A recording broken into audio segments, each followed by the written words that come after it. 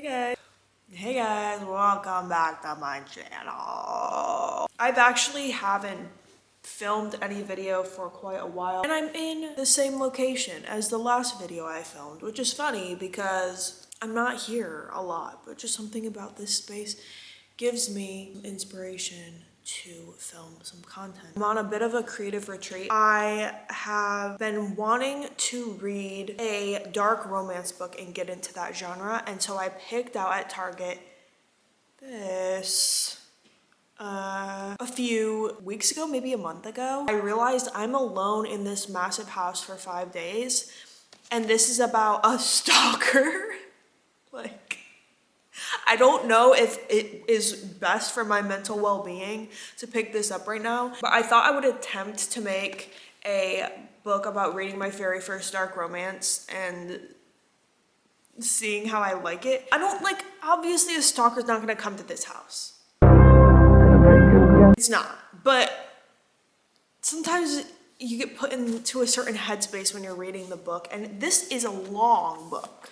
I feel like it'll be quick to go through because of the words on the page are like, they're pretty big. I'm pretty sure this is, nearly 600 pages. I'm gonna start this and read this and just update you guys about it as I go. I know nothing about this book, let me just say. I've heard about it through the grapevine. I've heard it's the dark romance of dark romances. Reading my first dark romance. I do want to say actually that I have read a dark romance before, but I don't think I finished it, for one. And it was the Torment duet, which isn't a super popular dark romance, although I think it's in the dark romance space, but I don't even know why I picked that up, to be honest. Like, I couldn't finish it, it was too bad. But this, I might be able to finish. We'll see, maybe, I don't know. But let's just get into it, okay? Oh, before I start, they have a playlist at the front. At first I was like, what? They have like 2 songs by The Weeknd. I haven't even really heard of any of this. I might have to listen to it while I'm reading, just to set the mood. Important note. None of these conspiracies derive from anti-Semitism or QAnon, but from my own demented imagination, common conspiracies in the media, and in many occult horror movies my dad used to watch growing up. What? This book ends on a cliffhanger. The contents are very dark. Oh, I do appreciate when there are trigger warnings, but for me personally, I don't like to read them because I want to be surprised. Okay. This book was previously taken down due to the warning, but you can also find them in reviews on my website, or feel free to message me directly. Your mental health matters. Oh my god, guys, what the fuck? Okay, all right, let's start.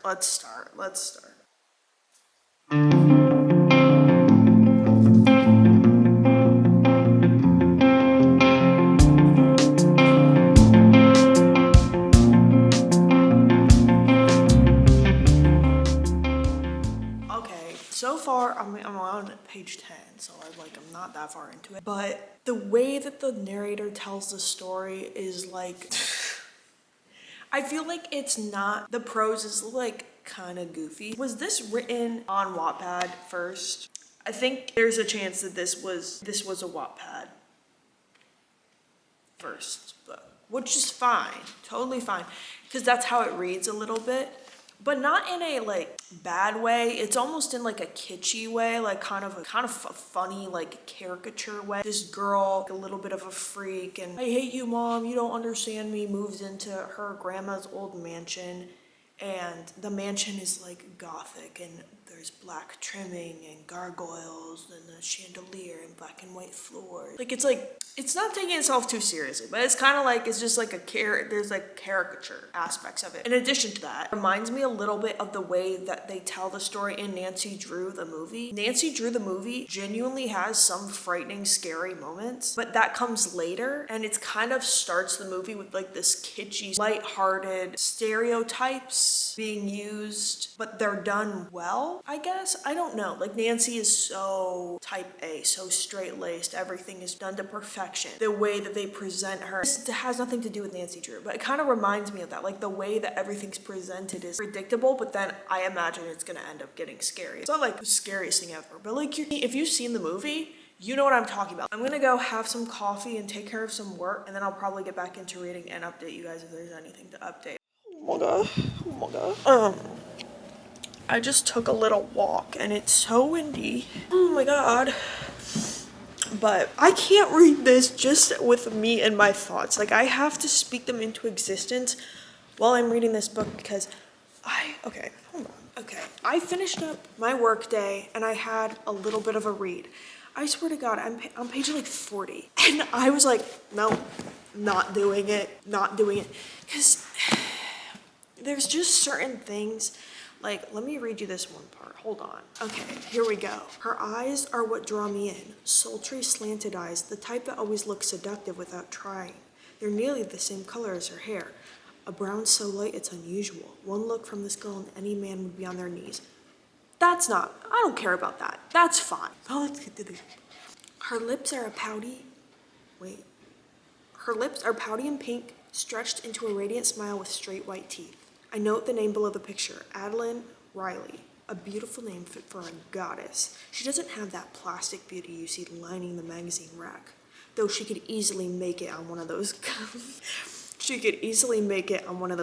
without Photoshop and surgery. Her features are natural. I've seen a lot of beautiful women, but something about her captivates me.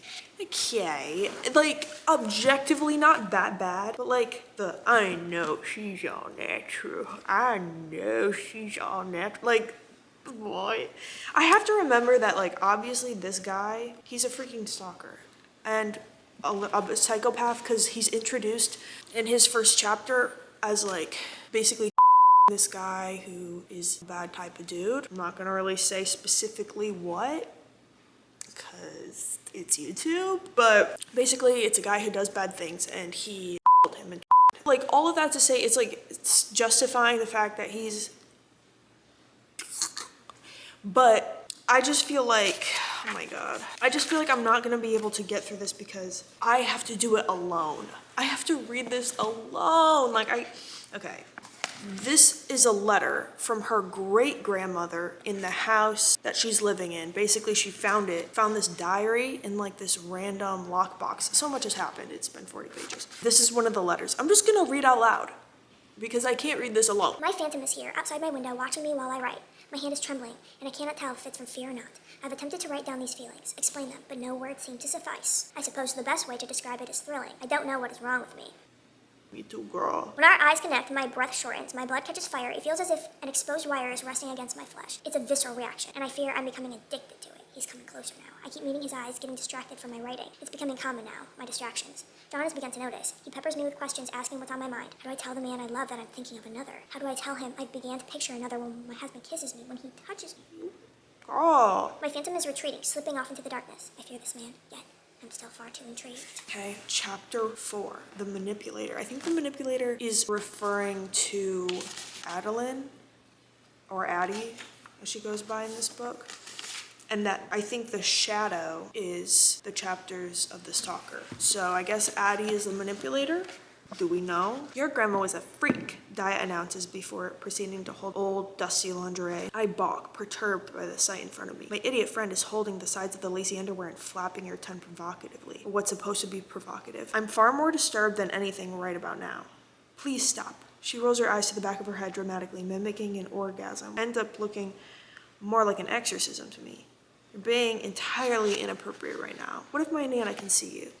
Her Nana's dead, by the way. That sets her straight. The panties drop, and so does her expression. You think she's a ghost? She asks, her wide eyes searching the house like an apparition of Nana's about to play peekaboo with her. I roll my eyes. Nana probably would if she could, too. Nana loved this house. I wouldn't be surprised if she stayed. I shrug my shoulders nonchalantly. I've seen apparitions, and a lot of inexplicable shit happen. You really know how to sober a bitch up. You know that? She complains, throwing the laundry in the trash bin a tad aggressively. I smile, pleased by her assessment. Whatever gets her to stop waving my grandmother's crusty underwear in my face. Yeah, so I don't know honestly how much of this I'm gonna be able to struggle through. I really don't like making myself do something that I don't want to do, but I'm also kind of interested to see what happens. But the thing is, if I dedicate this much time to reading a book, I better like it to some degree, right? And I feel like I already hate it, and I'm 46 pages in. At least the chapters do go fast. I think the only thing is I'm like, clothes are ready. I think the one thing that I just can't get behind here is that even though I don't know what's gonna happen, I know what's gonna happen. You know, it's like none of the characters are intriguing me as the reader. I think that everything is laid plainly out on the table. You kind of get the standard stereotypes for like the guy who's haunting her, and it's very clear to visualize things, which I guess is good. I kind of love when books are reeling you in by not explicitly saying things. We'll see how much I get through. Like, honestly, I think I'm just gonna be reading it for pure camera entertainment now, but don't expect me to finish it, guys. Like, I might get 100 pages in, I don't know, but we're gonna see. Let's see. I'm gonna go make dinner now because I really want to eat, and then I have a concept poster to work on, and I want to watch some Breaking Bad tonight. I ate dinner, I had my little green juice, and basically I'm on chapter, what chapter am I on? Chapter 5. Basically, I pretty much only read one chapter so far, but I still have a lot to say. First of all, I feel like this book would have been a lot better if she was, hear me out, if she was more of like a damsel in distress, right? But I mean in like a way where she has like a psychological issue. She's sort of this girl who's like stuck in this home with like a really controlling mother or very abusive father, but you don't really see that their control of her comes into the picture until later on, but you get like a taste of it, and sort of she's in this like mental state. She's like very elusive or very flimsy and kind of like this flower that he like projects all these fantasies onto, and she's actually just this really scared girl alone in her house who's paranoid, and like her worst fears come true. I feel like that would make this so much more of like a psychological horror, because right now the way that they're presenting Adeline is like she's this strong badass female role, which nothing wrong with that, obviously. For instance, okay, she keeps finding a rose on her kitchen counter with like the thorns plucked off of it or something, and then the next time she found it with a whiskey glass next to it, so somebody's obviously in her house and she knows. And then she tells her best friend who's there with her, and her best friend of course freaks out and keeps going, I'm not leaving, you're coming with me, I'm not leaving, which is valid. Somehow she convinces her friend to leave. It's like, no, I'm gonna face them myself, or like something like that. And her friend goes, okay, but if you die, I'm gonna be really sad. Okay, don't die, bye. What the fuck? I feel like as we understand about fiction is that it's fucking fiction, okay? Like, this stuff that's happening in this book, it's not going to happen in real life, right? Like, fiction can tell a story in any way it wants to. A character can be any number of things, and it, in a real life scenario, would make absolutely no sense, and that's the point of fiction. I do understand that. But I cannot help read stories where I'm like, sell it to me, okay? If you've got a really good premise for a book, sell it to me. Why should I care? I'm always going into every single book like, why do I care? Why do I care about these characters? Why do I care what happens to them? And when position it as like, clearly Adeline kind of is a bit of a freak, but she's also very strong-willed, you know, she doesn't have a great relationship with her parents, and her parents are always criticizing her, and so in her mind she's like, no, I'm gonna stick it out and face this person because nobody wants me to be in this house, but I want to be here, and like, you're not gonna scare me out of my home, I'll show them. I feel like that's fine, but like, I want a little bit more. Like, I want you to like freak me as the reader out. Because say Adeline, right, is this homeschooled girl who has been in her house her whole life, and basically her parents are so controlling they have not let her out, and she's getting into her like early 20s, but she's stuck in this house, right? And she starts to have these fantasies from like books that she reads or movies that she watches, and then all of a sudden she starts seeing a stalker out her window, and like she's going places and she sees him, and it's like she is such a deeply paranoid, fearful person because she has been stuck inside this house her whole life, but she's also so badly looking for an escape and looking for something to like save her, and so she's easily manipulated because this stalker intrigues her. Like, she almost sees him as this savior who's gonna save her from this house and from this mental prison that she's in, but he's actually a fucking stalker who's going to torture and kill her. But like, every single time that he approaches her, she's terrified but also so intrigued. Not that it's not believable when it's badass female main character who has friends and like doesn't have a great relationship with her mom but is a successful writer and this and that, and it's like, yeah, she's like a freak in the sheets. But to me, I'm not believing that this character would see a guy stalking her and would be into it. I don't know if I'm seeing that be a reality. I don't know if I believe that necessarily. So I'm kind of reading it with an analytical lens, which always happens. When I'm reading a book I feel like could be written better, I always am like, what could have been written better? Like, just fucking enjoy the book. I don't know. But that's kind of my 2 cents so far. Again, I'm literally only 1 chapter further. But I will say this. Every single time I put this book down, I've thought about it enough to want to like pick it back up and keep trying. I'm still gonna give it another go. Like, we'll see. We'll see. We'll see.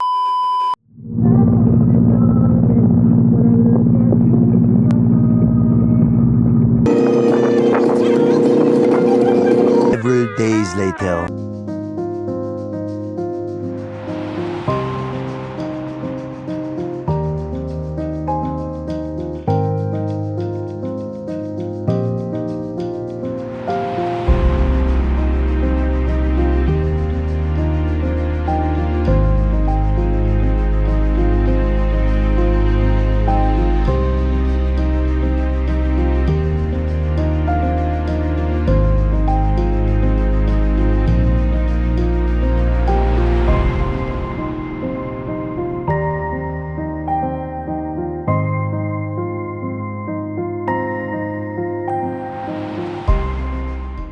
Back home from my retreat. It's been a few days and I wanted to have like an update about where I am in the book. I am still reading it. I'm about at page like 177. Let's start with the positives, okay? This book is definitely easy to read. It's easy to get through. I don't think it's particularly difficult to understand anything. I can kind of like not skim by any means. I definitely am still reading, but it's not like I have to think very hard about anything because in my opinion, this book is written in the equivalent to which Netflix is adapting its TV shows to just tell you everything that's happening so that you can scroll on your phone while you're watching the show, like, if that makes sense. Basically, if you don't know what I'm talking about, Netflix has adapted their shows that are coming out to be a lot more of telling you what's happening instead of showing you so that people can be on their phones while they're watching the show. So that's kind of how it feels with this book. There's just a lot of telling and not showing, which kind of brings me to some points that I want to talk about with it because of how much the author is telling us about Zaid, who is the main character. I actually don't even think we get his name up until this point in the book. I had to look it up, but Zaid Meadows is the stalker. I'm not super afraid of him for several reasons. The first is that the author's kind of selling Zaid as this like Robin Hood style man. So basically he works for a company he created called Z, and what they do is they basically take out massive criminals and hack networks and stuff. He's like a computer hacker. He finds child and kills them and them as a way of protecting these victims. And I think because of that, us as the reader are supposed to be like, he's a good guy. Like, he's stalking Addie and he's threatening her and he's creeping her out and he's crossing her boundaries over and over again, but he's like a good guy deep down because he has a good, like, he's doing the right thing, but he clearly, you know, it's like, how do you make a dark romance and simultaneously justify the reasons behind somebody's criminal actions? And so there's a certain scene where Addie goes to the clerk and Zaid finds out that she's there because he just has access to every security camera in the world, I guess. She starts dancing and she finds this guy named Arch and they're chatting, and Addie gets a text from Zaid saying, I see you. If you go home with him, I'm going to cut his hands off and send them to you. And she goes, okay. And still decides to take Arch home. Arch goes home with Addie. Ends up being killed by Zaid, presumably, or at least gets taken. Also, there's this point where it's from Addie's perspective and she says Arch hears a noise, goes outside with a gun. She doesn't look to see what happens, but she hears a gunshot. And then we get Zaid's perspective where he stabs Arch and then takes Arch back to his lair and then like then what was the gunshot? Random plot hole for no reason. On top of that, apparently Arch beat his wife, which gives, of course, the reader the, okay, so even though Zaid did this out of jealousy, it was totally justified because, once again, Arch is a bad guy. Okay, I get that. But I'm reading this and I'm like, Zaid himself is a criminal who is stalking Addie. He's causing her psychological distress. And so I think that the author is using violence and the severity of violence on a spectrum of worst crimes you can commit to like not as bad as like a scale. And I think we're supposed to think that Zaid is on the tame end, but he's not, whatever. It's a dark romance, okay? I understand that. I'm just saying that you don't have to make me like the guy. If you don't believe that your character is likable by convincing the reader through your dialogue, through the setting, through the plot, through certain elements of their character that show that they're very human and very broken, I'm not going to be convinced to root for him just because you tell me he's like the perfect dark romance man.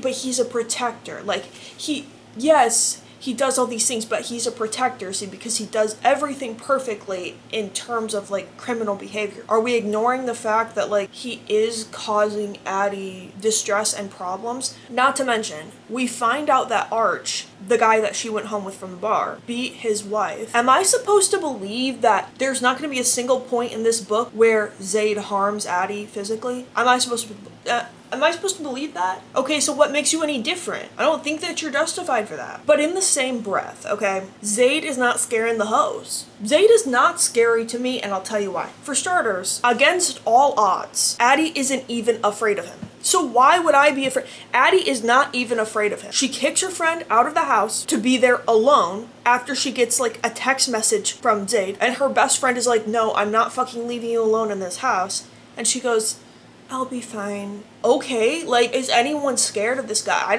I'm not scared of him. I don't feel scared of him. And I feel like the point of a stalker is this looming sense of dread and fear that it's supposed to build this atmosphere and this tension of fear, of genuine fear in the reader, because you're building fear in the victim, Addie. But Addie isn't even afraid of him. Another thing, she takes Arch home, knowing full well that Zaid literally threatened to kill him. Okay. Basically, she listens to her mother, who comes to visit, talk about her grandmother's stalker, because her grandmother had a stalker, and there's this whole journal about it, whatever, at the beginning of the book. And her Gigi, her great-grandmother, literally dies because of the stalker, presumably. I'm sure there's a twist. It's not the stalker after all. And she just doesn't seem to care. She sleeps with a knife by her pillow.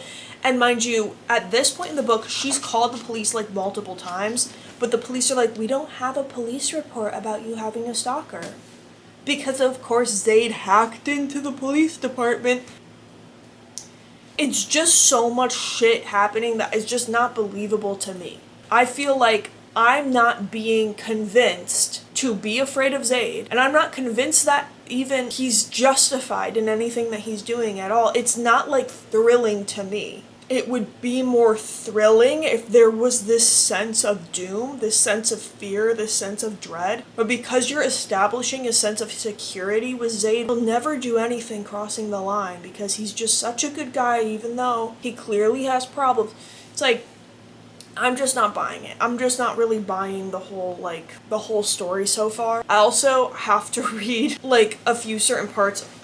So on page, 111, right on cue, Archie whips the door open, his hand wrapped around a gun. Come on out, fucker, I know you're out there. Come get me, Archie. He hesitates on the doorstep, sensing the danger residing in the shadows. After a few moments, he develops a vagina and charges out the door and down the porch steps. Bruh. What does that even mean? He develops a vagina. In my mind, when I was reading that, I'm like, oh, that's supposed to be like a twist on he grew some balls. Yeah.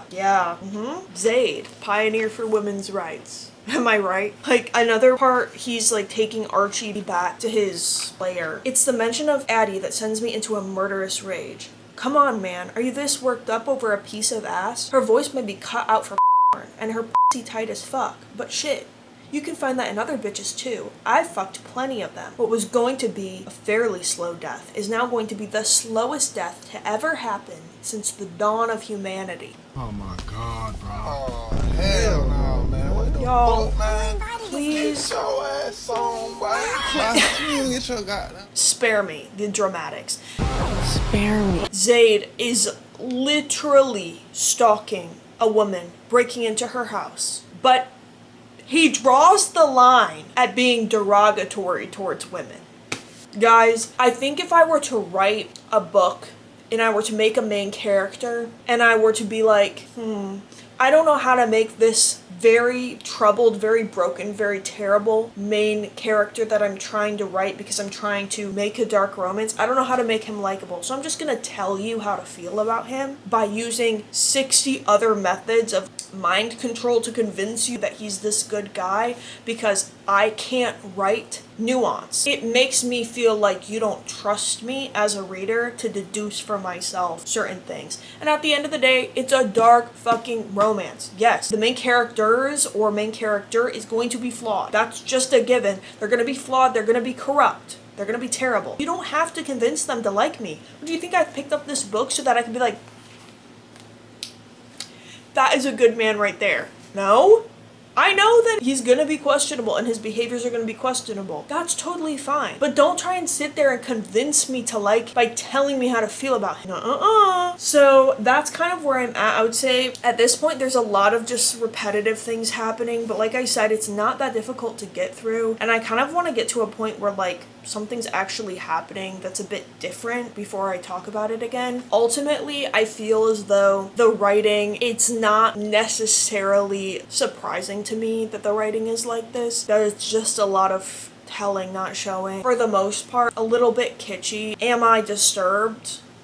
No. Am I scared of like, am I just have this growing tension? Do I just want to pick it back up and read what's going on because I need to know what happens? No. Do I care about either of the main characters? No. I think the only thing that I'm a little bit intrigued about is the mystery surrounding her great-grandmother's death. I definitely think that I know what happened, but I don't know for sure. So that's definitely an aspect of it that I'm intrigued by. It's like a spoiler vlog. So if you've read this book, join the fun. If you haven't read this book but you don't want any spoilers, just click off the video, girl. I'm not making a spoiler-free version. Like, we're dying in this house together. If I have to read this and suffer, you have to hear about it.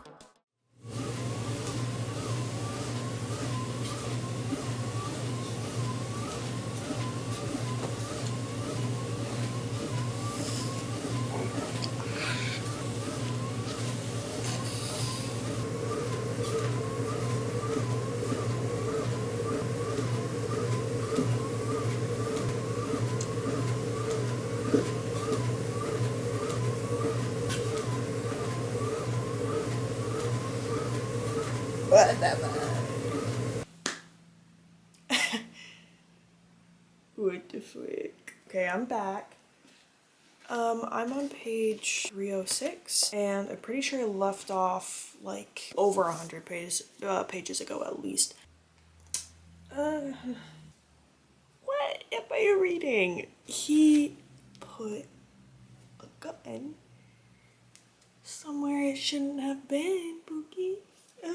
Yeah, that part was really diabolical, but honestly, so far, besides that, I would say a lot is happening and not a lot is happening at the same time. For starters, there has been no development of the characters or what they think about or their emotional well-being really hasn't changed much from the start of the book till now, considering everything that's happened in between. For starters, I really do want to root for Addie. I really do. But she's just kind of a dumbass. Like, the choices that she makes just make absolutely no sense. And you see her question her choices, but she never makes a different choice or never, I don't know, you don't really see the state of her mind change very much. For instance, she's capable of completing these tasks. She's an author and she's still able to meet deadlines and she still thinks in the same way as she did at the beginning of the book. She still has the same level of confidence considering everything that's happened to her up until this point. Mind you, she has been put through unconsensual assault, basically. We know the word, okay? And it's very clear that it's had an emotional impact on her, but we don't really see that outside of like the moment. Oh, hi. We don't really see that outside of like the moment where things are happening. Hey, Pookie. Basically happening to her. And I think that it's hard for me as a reader to feel for her, even though of course she's going through these hardships, and to understand her like thought processes, because everything that she goes through is in such definitive terms. The okay. So unnecessary. Get down, you goofy. Anyways, the things that happen to her don't really seem to be affecting her psychological state of mind, right? Like, she isn't really changing anything about her lifestyle. And granted, I'll say this, she does file police reports and then her stalker gets rid of the reports and stuff. Her best friend knows about certain stuff, but they'll be making jokes. They were drunk together running around the house and like they're making jokes about her stalker and stuff. And I was like, again, to me, it feels like the stakes are not high. I still am not scared of the stalker, even though he's gone on to like abuse her, is actively destroying her life. It just doesn't seem like she's that affected by it or that much has changed in her psychological well-being. I think if we saw how it was affecting her, like her not being able to meet book deadlines, or, you know, her house starts to become messy, or like certain things were included where you could just see that it's deteriorating her mental state, that would be helpful as a reader to feel more empathy for her. But because we're only getting her state of mind, she's setting a boundary and then immediately crosses it within a paragraph. When I say she sets a boundary and immediately crosses it, I'm saying so many moments where she's just like, oh, I shouldn't be thinking this, or I shouldn't be feeling this. This is totally crazy. I totally shouldn't do this. Yeah, definitely. But like at this point, you've basically done everything that you said you weren't going to do. So I think that we need to move on from, oh, I shouldn't, because I feel like at this point in time, you'd be a lot less focused on what you should and shouldn't be doing and a lot more in the trenches. You know what I'm saying? Your brain would have changed to not be thinking so much about the shoulds, because I think we're far past the point of should and shouldn't. Yeah. As for Z or Zaid, it has finally mentioned his name. We're halfway through the book. He's just not likable at all. Obviously, because he's doing things to Addie that are horrific, and you know, outside of that, I feel like the author has to constantly remind us and tell us things about him to get him on our side, and that hasn't changed either. Nothing about the characters have changed. Zaid is still this overconfident asshole. There was like one point in the book where Zaid goes, it's not cockiness, it's not arrogance, it's just confidence. You have to walk in there and have this sort of attitude if you expect to walk out with what you want. Almost as if it's like the author is like realizing how cocky he seems and needs to like reassure us that he's at least self-aware about it. But that doesn't really change anything for me.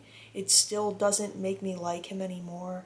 We also see progression of his business and what he's doing to like further his business ventures or get deeper on the inside and find out certain things in his business. I think it kind of oversimplifies like abuse and trauma, because at one point he walks into like this bar, this, I don't know, this place where everyone's playing poker, and he frees this girl who's been enslaved to please all these men and drugged and all of that. And she thanks him and escapes, and it just doesn't feel realistic of the mental state or the reality of somebody in that situation, of why they're working it. It's not just for the money, it's also because they're psychologically traumatized for years and years, and they don't know how to escape the mental prison that they're in, the emotional prison that they're in. It doesn't address any of that. It doesn't address any of the humanity of this dark shit at all. It just uses it as like, I don't know, a prop to make the story more interesting. And it's not making the story interesting. There's no character development. There's nothing unique or new that we're learning about either of the characters. In fact, it feels as though the only thing that the author can really use to get you to care is the sexual aspect of it. That's the most fucked up part of the book. I don't know. So I need to take more definitive notes, I think, moving forward, to be able to completely and coherently get my thoughts together. But I'm halfway through the book and I don't expect anything to really change. Let's just finish this one and see what happens. We'll see how far I can get before I have more to say. I apologize if this lighting is bad. It's mid-afternoon, so it's really just, it's not going to get any better than this. But I wanted to update because I am on page 410 or something around there. So I've read a little over 100 pages, and I was actually tabbing this time and wrote down notes so I can talk about the reasons why I don't feel like this book is working for me or isn't effective up until this point. I just want to start out by saying, first of all, I am going to be talking about dark topics. It's a dark romance book. You clicked on the video, it's dark romance. Just get that out of the way. No more trigger warnings from this point on. The next point is, I understand it's not that deep at the end of the day. If you read just to read, you don't care about the writing, you don't really care about characterization, you just want to be entertained, and you have the ability to have suspended disbelief, good for you. If this is like your favorite book, good for you. That's fine. I'm not here to like criticize or yuck people's yums. I'm just saying, generally speaking, the reason why it's not working for me are for these reasons moving forward. So we're about 2/3 of the way through the book. We haven't gotten anywhere in the narrative. The things that we learned about Zaid and the things that we learned about Adeline in the first 100 pages is everything that we know now. Not much has changed at all. The story has just progressed and gotten more and more and more violent or disturbed in terms of the subject matter, but nothing feels different about the way the story is being told. I kind of just came to realize that as I continued, this author is not really relying on her writing chops more than she's relying on short chapters, sex, and shock value to sell you the story,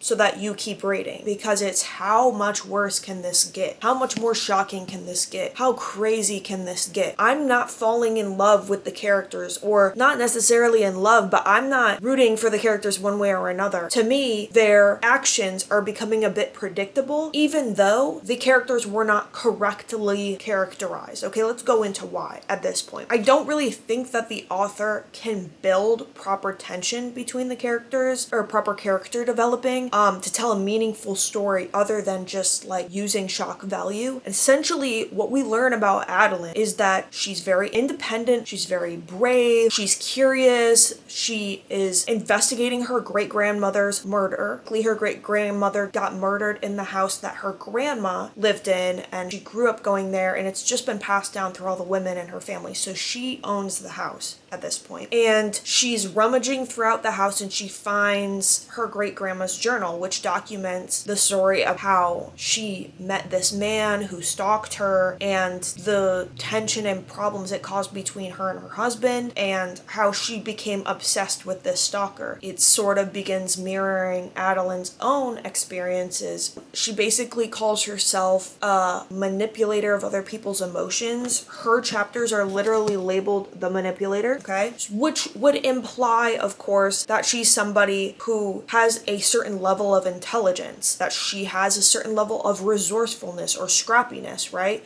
We see that a little bit with her discovering this journal, trying to find out this mystery about her grandmother. She's an author, right? She's calling herself the manipulator. So we would think she's someone who can use her mind as a weapon, as a tool. Well, she's being stalked, right? And she goes through the motions of doing the logical thing. She installs security cameras. She calls the police to report what happens to her as Zaid continues to push past her boundaries. The proper characterization from this point on would be a level of defiance that pushes her into obsession as well. She begins to isolate. She begins to push off other people in her tasks. She begins to focus all her attention and energy on gaining her power back, right? Because she's this defiant, independent woman. So the correct response to somebody with that personality type, to somebody pushing past her boundaries, constantly one-upping her, or constantly getting the upper hand and her always feeling like the victim, it would make sense to be like, no, fuck you, this is my house. You're not gonna stalk me in my own house. I'm gonna have to figure this out on my own, right? Do we see any of that at any point this whole book so far? No. No, we don't. Essentially, Adeline's whole personality goes out the window. At a certain point, she kind of just relents to doing whatever Zaid says. Whatever Zaid does, she'll throw out an insult, be like, don't do that to me, asshole. I'm gonna chomp down on your dick. I'm gonna do this and that. Never does a single thing. Never pushes back. Not at any point. And because her internal monologue is so constantly filled with this level of passion, this rage, this sense of like self-sexualization, we don't see that translate over to taking any action in any way in her situation, okay? Which brings me to the point of towing the line between victim blaming and, okay, Miles. Do you want to go out there? You're not allowed.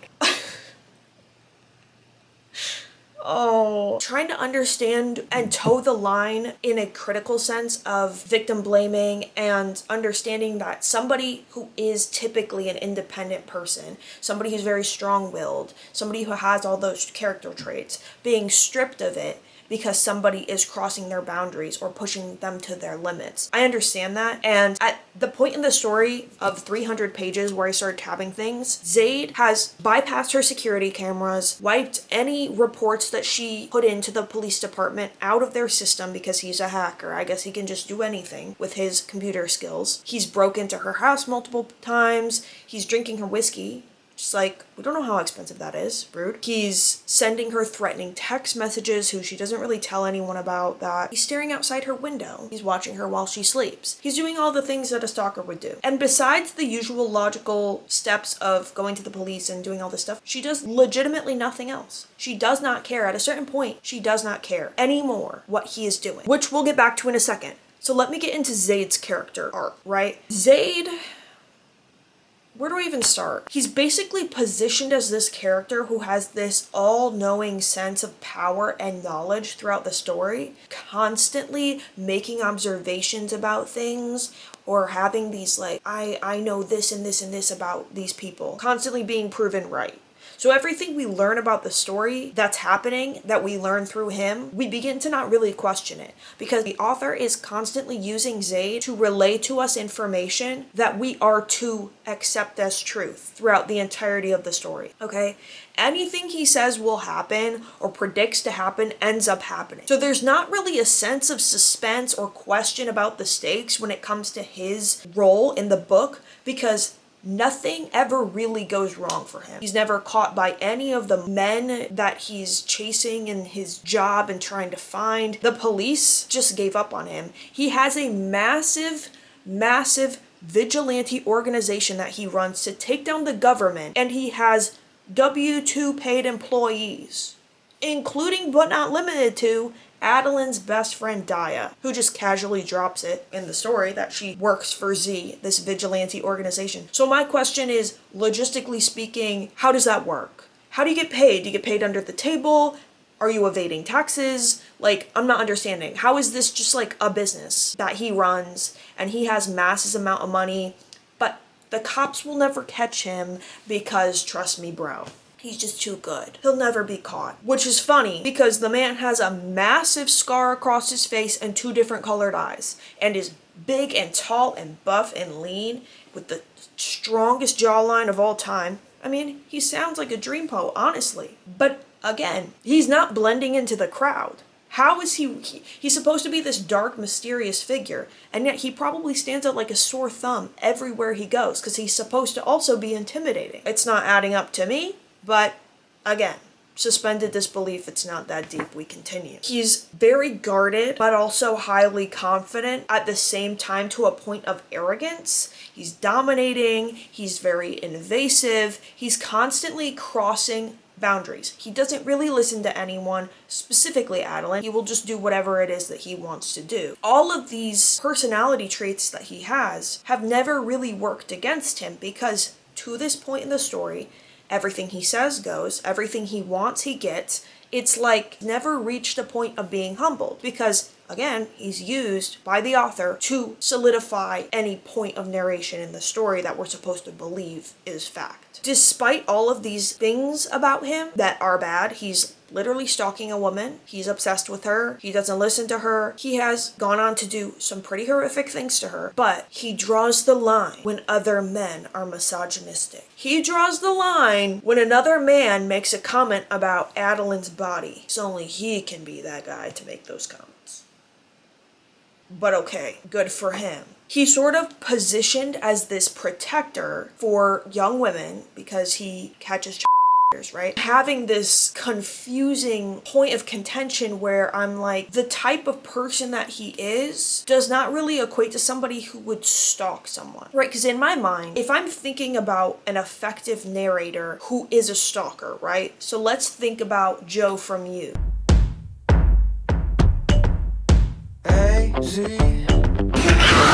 Joe from You convinces you that he's a good guy deep down and that he has justifications for all of his reasoning. And we begin to believe him because we're in his head the whole time. But he convinces you he's a good guy because he convinced himself that he's a good guy. The moments in the show where we see somebody make a misogynistic comment and he's like, that asshole, how could he ever treat women like that? We're like, he's such a good guy, see, because like he cares about women's, wait a minute, he's stalking a woman. But he's always giving the justification for why he's doing the things that he's doing. So we're always in his head. We're always hearing his inner monologue that he believes about himself to be true. So you almost get trapped with him. But we don't really have this from Zaid. Zaid's undying confidence and undying belief in just everything surpasses this point of like arrogance. It's to a point where he is just right about everything, right? So in the case of Zaid's excuse for stalking Adeline, which we hear him tell her at some point in this book. And I'm not kidding when I say this. His excuse is that he knew that if he met her in a normal way, like at a coffee shop, or he just walked up to her at the book signing and asked her out to dinner, he knew she was gonna fall in love with him, right? But she wouldn't know the real him. She wouldn't know the evil parts, right? So he decided instead to just stalk her, gaslight her, disregard all her boundaries, invade her personal space, remove all of her attempts to stop him from the police reports so that she could fall in love with the real him.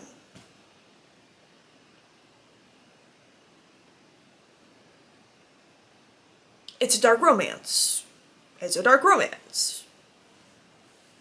But is there anything about that is romantic? Let's ask the audience. No? I didn't think so. So, trigger warning, let's talk about he, at this point in the book, raped her twice. And we know it's rape because it wasn't consensual. She's told him to stop. She started crying. It's really, really a terrible thing when you think about it objectively, right? But reading it in this book, it becomes very difficult for you to feel the gravity of his actions because the narrative switches after both instances where she admits in her inner dialogue that she gets off on the fact that she's scared.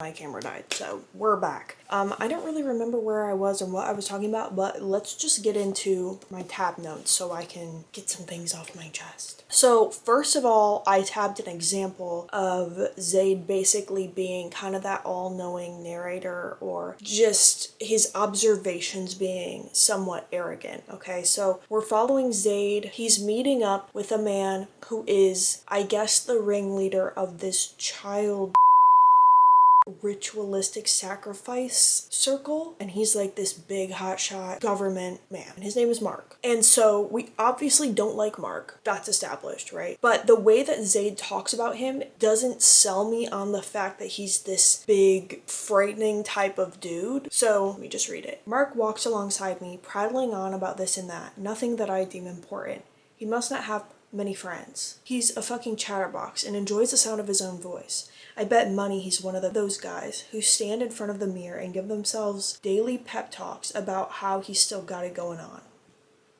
We also find out that this Mark is 80 years old. The way he described it is the way that like some kid who's 15 years old would describe a football player in high school. The way that it's explained to us doesn't match the stakes of the type of person that this is. Like, you're just kind of not envisioning an 80-year-old man who has this much power and influence and is this evil and like diabolical. You're picturing just like a derpy, like, oh. So Mark and Zaid end up at a restaurant. Just so happens that Zaid noticed Addie's there, and Mark and Zaid are sat outside right near her. He sees her, Zaid, and he says, she's writing on her laptop, wholly focused on her task and not the world around her. Her bottom lip rolls between her straight teeth. I have the fiercest urge to walk over and take the bottom lip between my own. In her position, why is she out in public, and why isn't she more panicked or paranoid? She hasn't noticed him at all this whole time. He's been there for like 15 minutes. I don't really understand how that's possible, considering she's being literally stalked, but she's just engrossed in her work, and he's sitting there sexualizing her.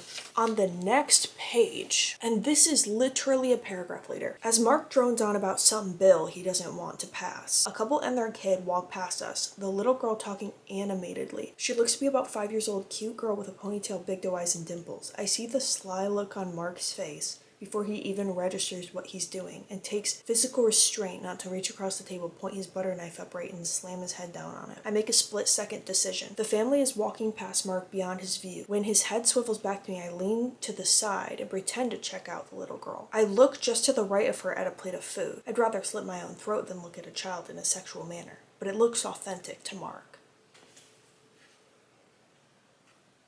What? What the fuck is going on in here on this day? Okay. I'm not, like, no comment. We're just gonna move on. Zaid and Mark are talking, and Mark notices Addie, because of course he does, and he makes a comment about her being this pretty little thing, and he is about to take out his phone and send a picture to try and traffic her, is what we're, supposed to believe about this situation, right? But Zaid can't let this happen. So he jumps in and basically goes, that's my girl. Don't do that. Mark is questioning him, kind of confused. He's like, why aren't you gonna say hi to her?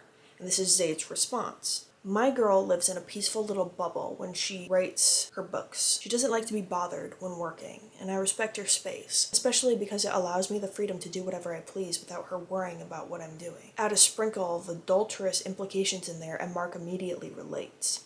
First of all, to imply that you respect her space on the same page that you said you pretended to check out a little girl to throw Mark off the scent of the fact that you're not actually it's not making sense. It doesn't add up. It doesn't make any sense, okay? But I digress, let's continue. Basically now, we find out that Mark says, okay, well, let's just go say hi to her. I want to meet her. He basically walks up to her and goes, hi, nice to meet you, blah, blah, blah, blah, blah. I'm Mark. And she goes, hi, Mark. Pleasure to meet you. She finally says, clasping Mark's hand in her own. I feel so many things right now, namely the urge to fucking kiss her for going along with something she doesn't understand. As I spoke about her characterization before, it'd be very nice if in this moment we see her take the opportunity to try and screw him, because this is the first time we would really be able to see her have the power. She's in public. He's clearly trying to signal to her, like, don't screw this for me. and she just chooses to play along. No gun to her head. She could literally make a big deal out of it right there in public, and she again just decides to be like, okay, I guess we're dating. Girl, like, be so fucking for real. So now we get to Addie playing along and Zaid giving Mark the rundown about how they met. He's telling Mark her name, her age, where she works, what she does for a living. Is he also stupid? Like, if Mark is such a dangerous man, which he is, why is he just spilling all of Adeline's personal details? He made a fake name for himself, Zach. Why didn't he do the same for her? I want to draw back on something I said about Zaid's personality and how he's sort of this all-knowing, all-seeing power, is constantly able to tell us things as the reader and we're just supposed to believe them.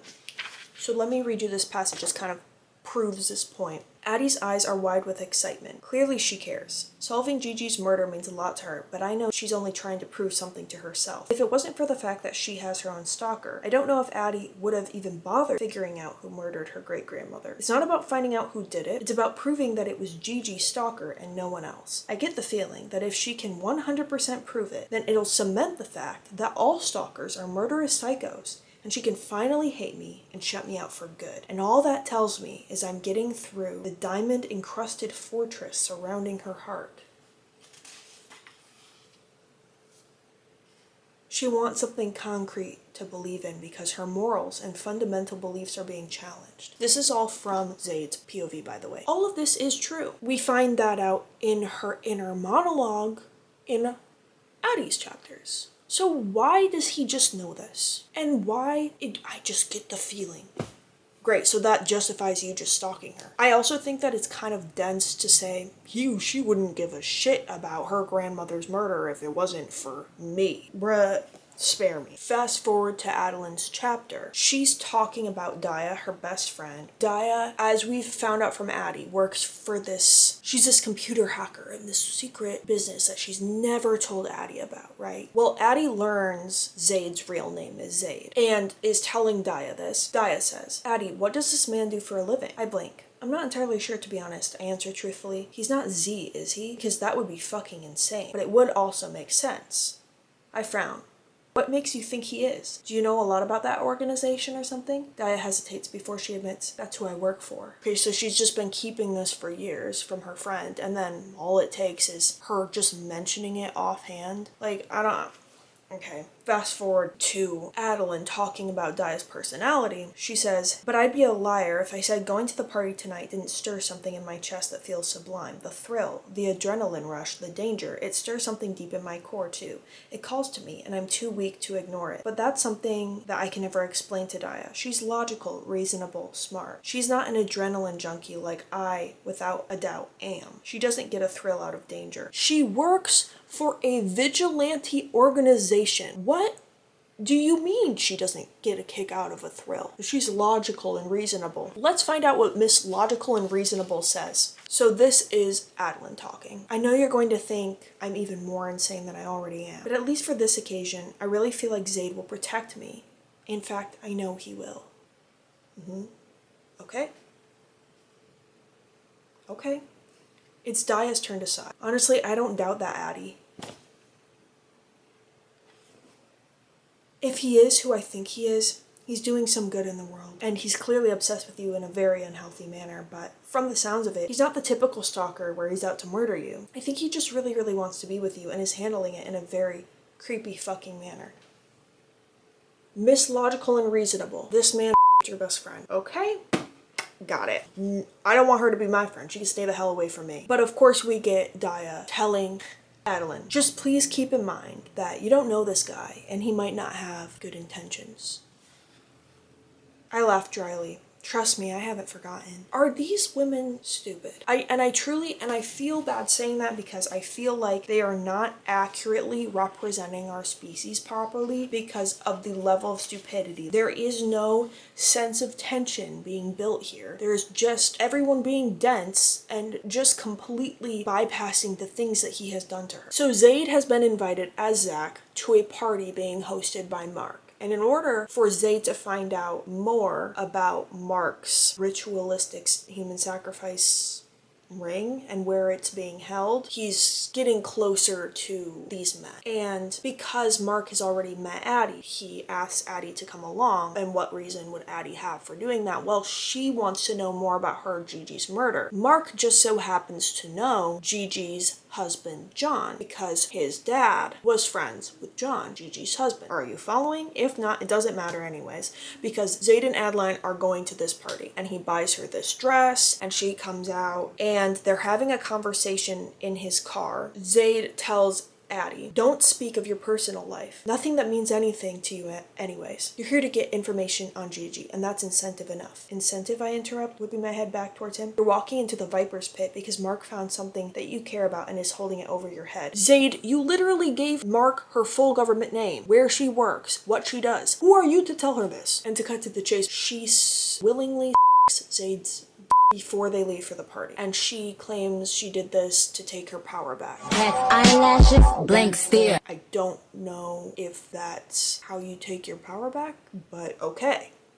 Fine. We get to the party. Zayd and Adeline are making their rounds around the child coalition. Now, today, they're a smash hit. Adeline somehow has really bad social anxiety, but manages to be the talk of the party. Everyone loves her. But Zayd pulls her into this movie theater and makes her watch a horror movie while he's doing the thing with her. And she is pulled into this movie theater and she goes, no, we can't be in here. We can't be in here. Zayd, we shouldn't be in here, she says, backing away towards the door. I chuckle. Always following the rules, I observe, messing with the buttons on the screen. Tell me, little mouse. Are you close with your father? She sniffs. Why would you even ask that? Your father is an attorney, is he not? A rule follower? I imagine you got your desire to follow the rules from him, no? She scoffs. No, I did learn that from him. I pause to look over my shoulder, giving her a wicked smile. You got daddy issues then? When, up until this point, page 354, have we ever considered Addie a rule follower? She has literally, several pages before, admitted that she is a thrill seeker. She's an adrenaline junkie. What about that is giving what does this have anything to do with the narrative? Essentially, it's just a segue into him saying, oh, you don't have daddy issues? Well, you have daddy issues now, because I'm your daddy. Daddy, chill.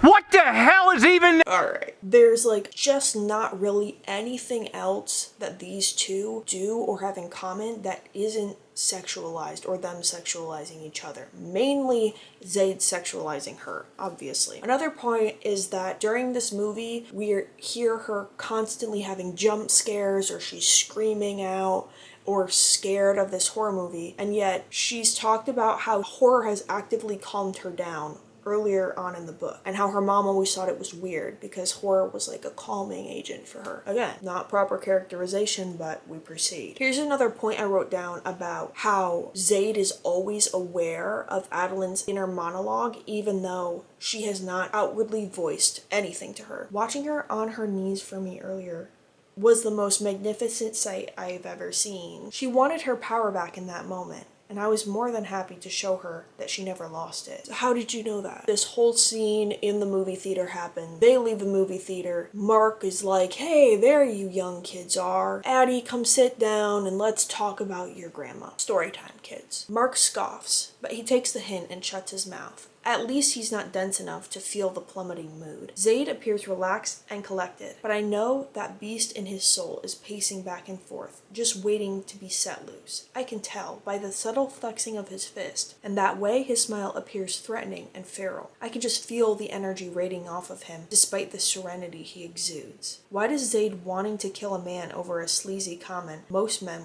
would say make me want to repeat the favor he stole from me in my driveway? This time I'd be much more willing. Of course, this is Zayd's reaction to Mark making a misogynistic comment towards her, sexualizing her. And yet, that's all he does, because as we continue, she says, I hate him. So, Adeline, about your great-grandmother, Gigi, was a beautiful woman. Even as a little boy, I remember that clearly, he continues. Climbing a mountain would take less energy than it does to keep my eyes from rolling at his remark. That would be something Mark latched onto. Gigi was beautiful, but who the fuck cares about personalities, right? I'd ask you the same question. Zayd doesn't even know your personality. He literally only wants you for the sexual aspect. But I guess we're just not aware of our own situation before we judge the situation of others. are we? Addie and Zayd get into a bit of an argument where he tells her, you choose, baby, because I'm not going to keep making these decisions for you. Which, again, mismatch of characterization, because ultimately he has been making the decisions for Addie all the way up until this point. He has literally been forcing her to do things. And then he's like, I don't know. You need to make the choice. I'm hands off. I don't make the choice in this situation. Since fucking when? Once again, just a freaking discrepancy. The way that the story is being told is also very strange. Here is just an excerpt from Adeline's inner monologue. She goes, or what? He challenges.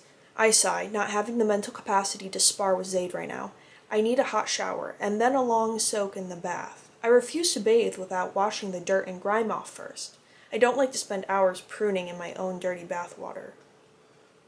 What does that literally have to do with anything? We didn't ask. Addie goes to sleep. She wakes up and of course Zayd is on her front porch staring at her. And she goes, how long have you been there? And he says, a long time. And she is like, okay, you can come in. And he sits down and he's clearly emotional, right? He turns his back to her. He's kind of like, ugh. She goes, what's wrong? And he says, I lost one of the girls tonight, lost her. She got shot. We almost get like a nice moment that isn't them hypersexualizing each other or having like a sparring match verbally with each other or having sex or him stalking her and her getting upset. It's almost like a tender moment where we see him kind of reveal this more emotional side. And she immediately tries to switch it over to a sexual thing. And he just isn't in the mood. And she says, sex isn't something either of us needs right now. He's not in the right mindset. And I don't know if I ever will be. This thing with Zayd, it's confusing. Is it though? Is it confusing? Is anyone confused or did he you twice? Why is it that you are totally willing to respect his boundary? What he wants right now matters to you. But when it comes to you and what you want, he could not be bothered. Honestly, I think that this book has a great premise. I think it's a great idea. I like where it was going at the start. I was on board for it a little bit. I was on board if it was kitschy on purpose. But the use of such dark, heavy topics without actually going beneath the surface and digging into the psychological impacts that it has on a person, seeing the effects. What effect does it have on her friendships, on her relationships, on her job, on the way that she cares for the house? How much more is obsessed does she become with the stalker case? And what ways does she fight back against Zayd and his intrusion into her life? It is just using shock value and sex to basically push the story forward without talking about any of these really dark topics on a deeper level. It's just really shallow. And I don't see it going anywhere better at any other point in the book because the author just doesn't really know how to write in a psychologically deeper way than what's written here. I've read horror books where nothing really definitively scary happens until the end of the book, and yet the whole time you just feel so unsettled. You have like a pit in your stomach, you're scared, you're hanging on the edge of every single word. I've read books where the chapters are long and nothing happens in these long chapters, but it doesn't matter because the author knows how to create an atmosphere of tension and fear by feeding on our very natural human emotions and selling us this level of uncomfortability through their words. That's not happening here. This is just like a flashy surface level book where the author needs to tell you how to feel about her characters and remind you how to feel about them over and over again to get you to keep reading. Am I going to finish it? Yeah.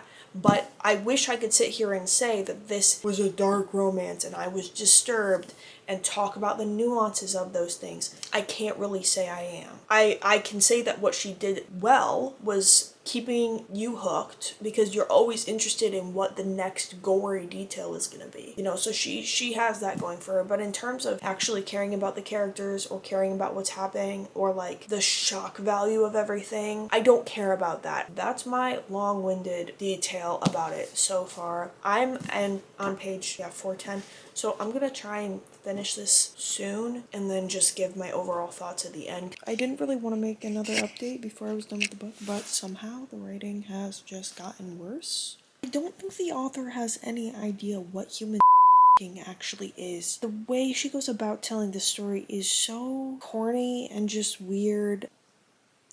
Oh my god. Right now, Zaid and Adeline and Daya and Mark and all of Mark's political buddies are at this carnival, and Adeline doesn't know that Zaid is there, but she knows Mark is there because Mark confronted her in the line to one of the houses, and Mark has gotten it in his head to capture Adeline and take her away to his human ring, and Zaid just somehow knows this, but Zaid can't get to them because one of the dolls in the dollhouse is trying to attack him because she thinks he's a child just like Mark and all of the other guys are. It's like if you took National Treasure and you made it about child. It just doesn't make sense. It's such heavy topics that are so carelessly written about in this book. I'm really just not jiving with it. I don't know how the author managed to make this book even worse than it already is, but the writing just in like the last chapter has been terrible. The dialogue is weird. The things that are happening are strange. I just want this to be over, like truly. I have no other thoughts. Those are all my thoughts right now.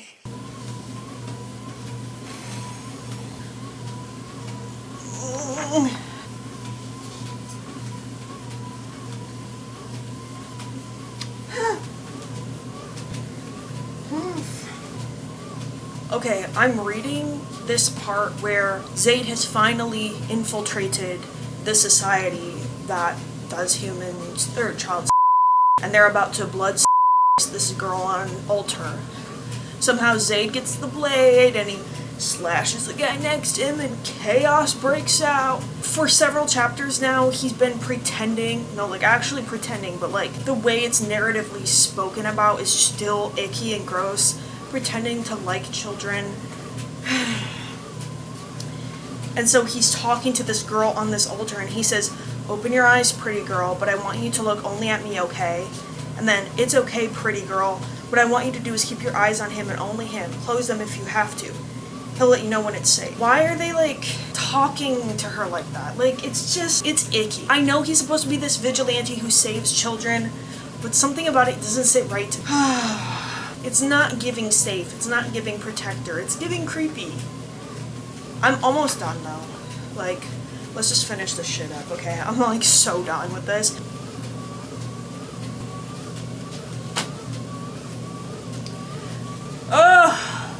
Finally! I'm free!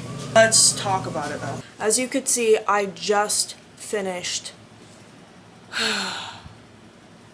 this torturously long, repetitive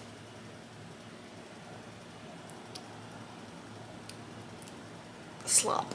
First and foremost, I just like to say, I think the first 100 pages were the easiest 100 pages I've ever read, and then the last 150, I can only compare it to a circumstance where you're about to take your lunch break and your 5 out of 10 coworker comes up to you and says, "Can I tell you about my dream last night?" And you don't have the willpower to say no, and then they sit down and tell you their dream in every gratiating detail, and it was such a repetitive dream that some of the parts they tell you more than once, and then you sit there and you realize they're going to tell you their dream for your entire lunch break, and now your lunch break is over. You're never going to get that time back.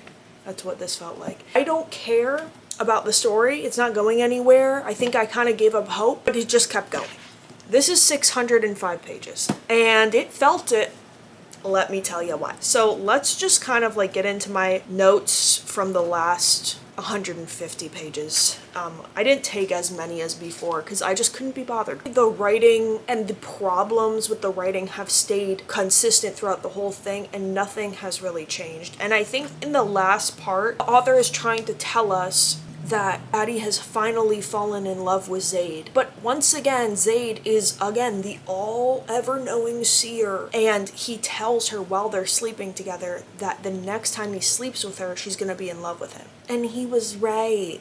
Oh my god, who's shocked? There's not a single moment, except for one time in this whole book, that feels even remotely tender in any way between Zaid and Adeline. They just fuck. That's all they do. They sleep together and that's it. And she thinks that she's in love with him, but it's not in a ironic way because it's supposed to be romantic. The author is positioning it to you as the reader as if it is romantic. There's no undercurrent of anything that you're supposed to pick up on. I think she has Stockholm Syndrome. I don't really trust this dynamic. Because multiple times, while he is literally violating her, she talks about how protected she feels.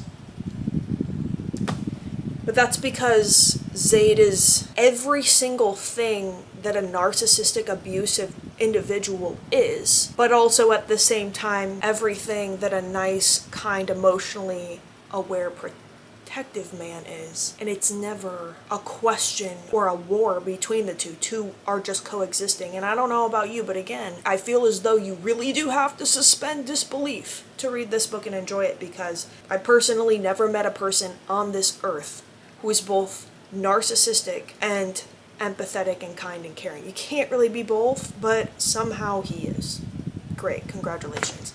Another part that just absolutely freaking killed me was the use of the most diabolical, overwhelmingly disgusting, dark topics just used as fodder to carry the story along. I mean, this is like a sinking ship, and they use dark themes as tape to patch on the side so that it can keep floating along for 600 pages. There's no nuance or depth or anything that is required of the characters in relation to these dark topics. It's almost like a normal romance, but with the author using dark topics to market it as a dark romance. It's not integral to the plot in any way, even though it's a literal stalker romance. Like, I don't understand it. We find out that Zaid has been stalking Adeline for 3 months, and by the 3-month mark, she's in love with him, according to her.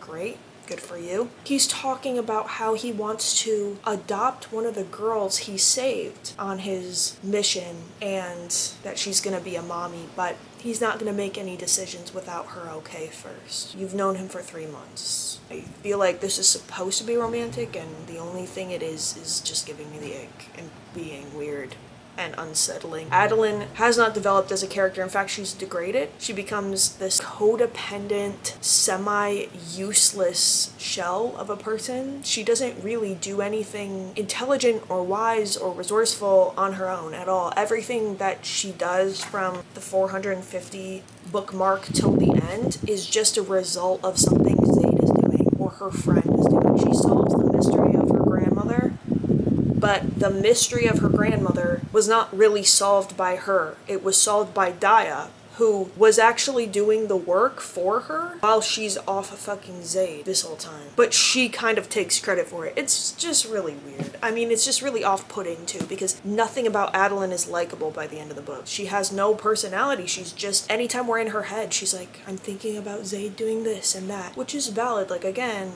it makes sense that he would be constantly on her mind, or she would start to become obsessed with him, but we don't see the way that it is psychologically affecting her.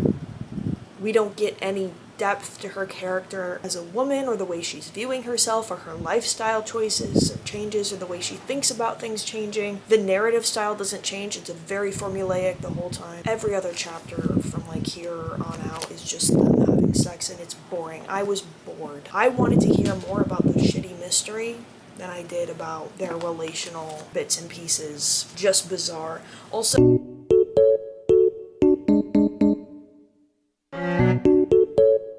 like smack dab in the middle of the most descriptive aspect of them having sex. And basically this is what Adeline says. The rain patters loudly against the car. It's a sound many sleep apps have tried to replicate, but nothing can ever come close to imitating the sound of Seattle rain. Okay, what does that have to do with anything at all? Again, it reminds me of the weird little monologue that she went on about how she doesn't like taking baths because she doesn't like sitting in her bath water. It's like, who asked? We get this interaction between Zayd and his right-hand man, Jay. They're talking because Jay is supposed to look after Adlin. Jay chuckles. Do you think she'll like it when I stalk her too? I pin him with a glare. You watch her for any purpose other than ensuring her safety, I'll cut your dick off and feed it to you. His face scrunches up in disgust, but I don't miss the flash of terror in his eyes. Just kidding, dude, he assures, his hands raised in surrender. I like my women willing. A wicked smile forms, though the heat in my eyes remain. Sounds to me like you don't understand a woman's body well enough to know when it sings for you, even when her mouth tries to resist. The woman was too stunned to speak. The writing is so juvenile. The